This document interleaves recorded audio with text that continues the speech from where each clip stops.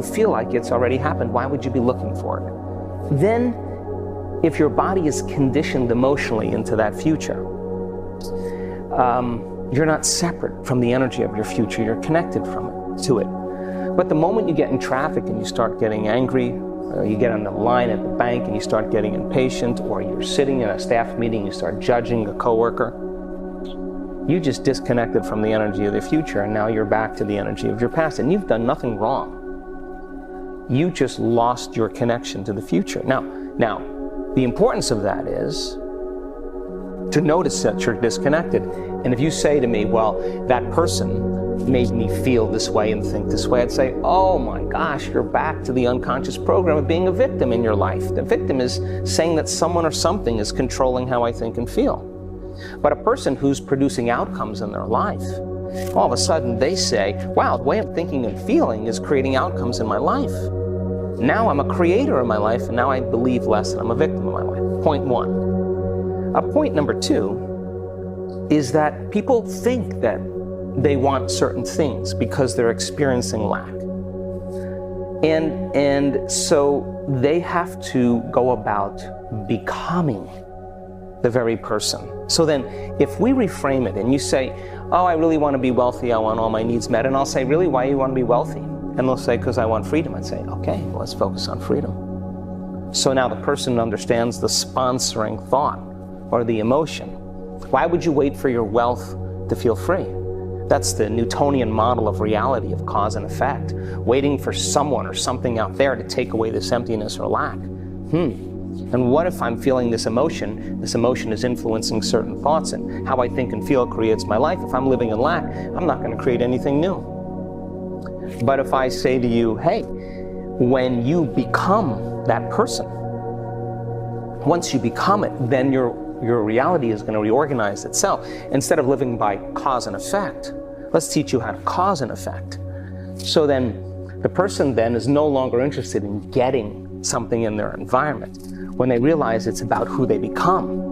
And all of a sudden now the emphasis or the interest is in becoming that person.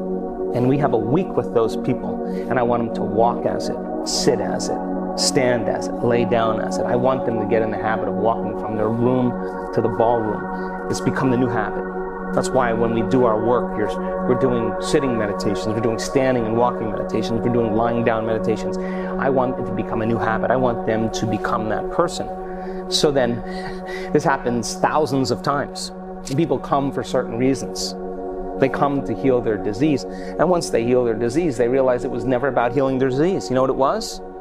It was about unlearning, breaking the habit, deprogramming, becoming conscious of their unconscious thoughts, becoming aware of their automatic habits and behaviors, noticing that they've been living in unworthiness and guilt for the last 25 years, but they're so used to living by that feeling, they don't even know it's guilt. It just feels like who they are. So point number two is that becoming that person requires you to stop being the old person. That's the work. And so when people come with a passion and enthusiasm to overcome that old self, they're gonna understand then that people who live in the past are asleep in the present, and they have to die. That old person has to die.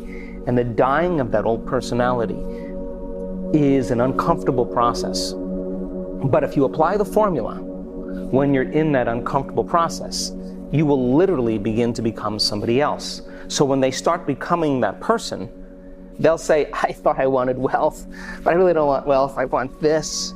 And all of a sudden, here come the synchronicities, the opportunities, the serendipities, the coincidences, the wonderful, wonderful events start unfolding in their life, and they're gonna say to you, I'm not doing anything.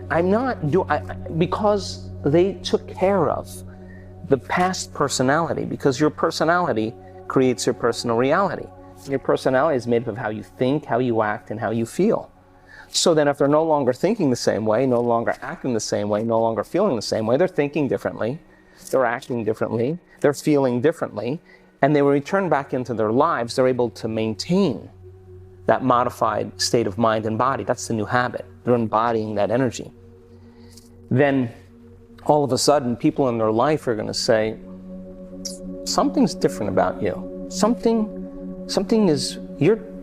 happened to you, because the person's not showing up in the unconscious, predictable habit of themselves.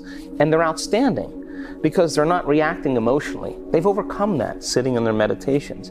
They're no longer judging. They took care of those circuits, the hardwired programs. They're no longer blaming, complaining, or making excuses because they sat for 2 hours and I let them sit in that emotion and those habits until they finally got beyond them. Now, that's the work. So that person that they've had to conquer, that person they've had to overcome, that they had to become conscious of so they would not go unconscious again.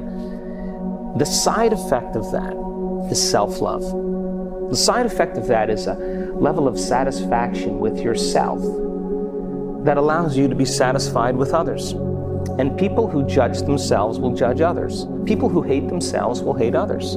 People who are impatient with themselves will be impatient with others. People who abuse themselves will abuse others. People who love themselves will love others. People who feel a gratitude for their effort will have gratitude authentically in their life.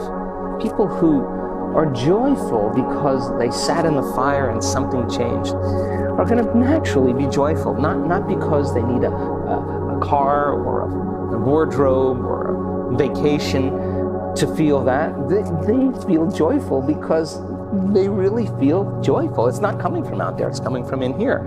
They will be joyful in their lives and it'll be real. So we're just seeing a community of people reaching that consciousness, and they're not relying on somebody out there to bring them joy. They're joyful because they're in love with who they are.